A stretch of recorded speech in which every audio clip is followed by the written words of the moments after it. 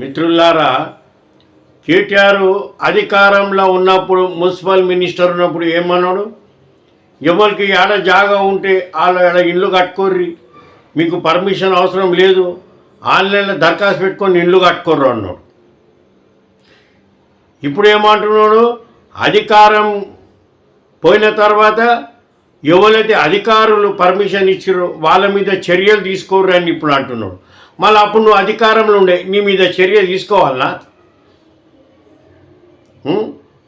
నువ్వు ఈ తెలంగాణలో ఒక సామెత ఉంది రాబాయ్, అత్తనంట కోడలకు బుద్ధి చెప్పి వెనక తర్వాతకించి ఇల్లుగల్లో నెమ్మడ ఎల్లుకుందంట.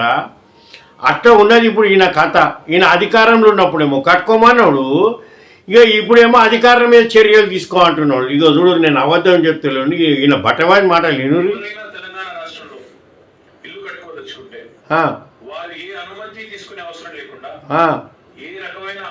పర్మిషన్ అవసరం లేకుండా ఈరోజు సెల్ఫ్ సర్టిఫికేషన్ సిస్టమ్ ద్వారా కేవలం రిజిస్ట్రేషన్ మాత్రమే చేసుకోవాలి.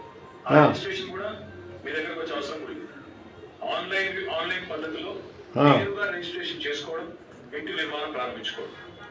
ఇది బహుశా దేశంలో నాకు తెలిసినంత ఎక్కడ ఉండదు. ఒకవేళ నిజంగానే నీకు అవి ఆక్రమణలో తెలిస్తే, అది ఎఫ్టీఎల్ అని తెలిస్తే, బఫర్ అని తెలిస్తే, ముందు పర్మిషన్ ఇచ్చిన మీద చర్య తీసుకో. కొనుక్కున్న వాళ్ళ మీద కాదు.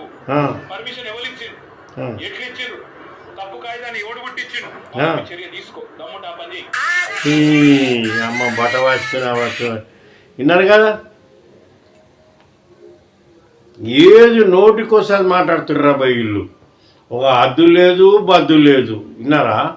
ఇప్పుడు విన్నారు కదా మీరు. అధికారంలో ఉన్నప్పుడేమో కట్టుకోమన్నాడు ఈయనని, పర్మిషన్ అవసరం లేదు. ఇప్పుడు ఏమంటున్నాడు? అధికారుల మీద చర్యలు తీసుకోరు, ఎవడు కట్టుకోమన్నాడు అంటాడు. మళ్ళీ నువ్వు కట్టుకోమన్నావు కదరా భయ్, నీ మీద చర్యలు తీసుకోవాలా? మీ అయ్యనేమో 28,000 కటకాలు కట్టిరు పర్మిషన్ లేకుండా, నాలల మీద, మోరిల మీద, చెరువుల మీద అని ఇలా అయ్యే చెప్తాడు. మేము ప్రభుత్వాలు ఇరగొడతాయి, విలేకరులు మీరంతా సాత్ ఇయ్యాలే మాకని మీ అయ్యే చెప్తాడు. నువ్వేమో అధికారం మీద చర్య తీసుకోండి. అతను మీకు పిచ్చెక్కింది ఆయేంద్ర భయ్, మాకు అసలు అర్థమవుతలేదు. మీరు ఏమైనా మెంటల్ హాస్పిటల్ పోయి షార్ట్లు పెట్టించుకోరి. ఊకే ప్రజలని పిచ్చోళ్ళని చేస్తుర్రు మీరు. అది కట్టుకోమని మీరే చెప్తారు, ఇరగొడుతుంటే ఇట్లా మీరే ఆదుకుంటారు. మీరేం తమాషా చేస్తున్నారా?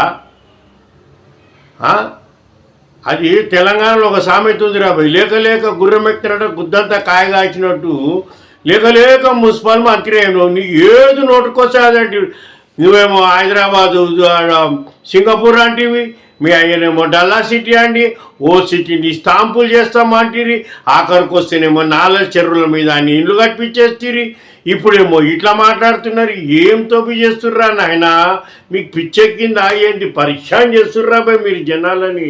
అబ్బాబాబా, తెలంగాణ ప్రజల వీళ్ళ బట్టబాజీ మాటలు మీరు అంతా అర్థం చేసుకోరు జరా.